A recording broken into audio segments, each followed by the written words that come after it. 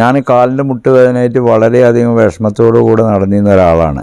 എൻ്റെ wait 97 kilo ഉണ്ടായിരുന്നു. ഇപ്പോൾ 3 മാസമായി ഞാൻ വര തുടങ്ങിയിട്ട്. ഈ 3 മാസത്തിൻ്റെ ഉള്ളിൽ ശരീരത്തിൻ്റെ വെയിറ്റ് കുറേ കുറഞ്ഞു.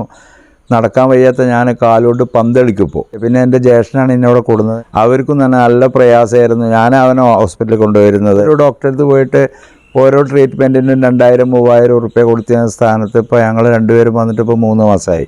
അവൻ്റെതും തന്നെ വളരെയധികം പൂർണ്ണമായും സുഖമായിട്ടുണ്ട്. പിന്നെ എൻ്റെ കാലം എന്ന് പറഞ്ഞാൽ ഞാൻ എല്ലായിടത്തും കൂടിയും പോണതാണ്. കാരണം ഡൽഹി, ഹരിയാന, ഗുജറാത്ത്, സൂറത്ത്, ബോംബെ ഒക്കെ പോയി സെയിൽസാണ് എനിക്ക്.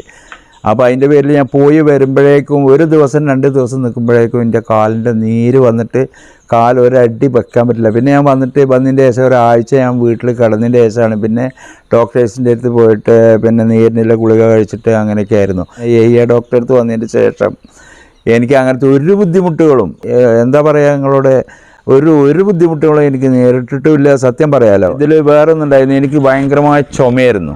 കുരച്ചിട്ട് ഓരോ സമയങ്ങളിലും കണ്ടമാനം കഫം ഞാൻ തുപ്പിയായിരുന്നു. ഡോക്ടറെ അടുത്ത് പോയിട്ട് ഡോക്ടർമാർ പറഞ്ഞു TV ആണ്, പിന്നെ അതിനുള്ള ഒരു ദിവസം 6 ഗുളിക 7 ഗുളിക കഴിക്കണം എന്നൊക്കെ പറഞ്ഞിരുന്നു.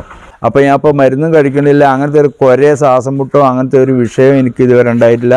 അപ്പോൾ അള്ളാഹുവിൻ്റെ കൃപ കൊണ്ടും അദ്ദേഹത്തിൻ്റെ ഒരു കൈപ്പുണ്യം കൊണ്ടും ആയിരിക്കും എന്ന് വിചാരിക്കുന്നുണ്ട്. അത്രയും നല്ലൊരു ട്രീറ്റ്മെൻ്റ് ആയിട്ടാണ് എനിക്ക് തോന്നിയതും ഞങ്ങൾക്ക് തോന്നിയതും ജനങ്ങൾക്ക് തോന്നിയതും. എത്രയോ ആൾക്കാർ ഇവിടെ വന്ന് ഭേദമായി പോയിട്ടുണ്ട്.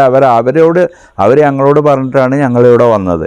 അപ്പം ഞങ്ങളും പറയുന്നത് എന്താണെന്ന് അറിയാം, എല്ലാം വളരെ കണ്ടീഷനായിട്ട് 110% ഞാൻ ഗ്യാരണ്ടി തരാം. ഇതിനെനിക്ക് കൈക്കൂലി തന്നിട്ടോ അല്ലെങ്കിൽ വേറൊരു പ്രോത്സാഹനം തന്നിട്ടൊന്നുമല്ല, എൻ്റെ അനുഭവം ഞാൻ പറയുകയാണ്.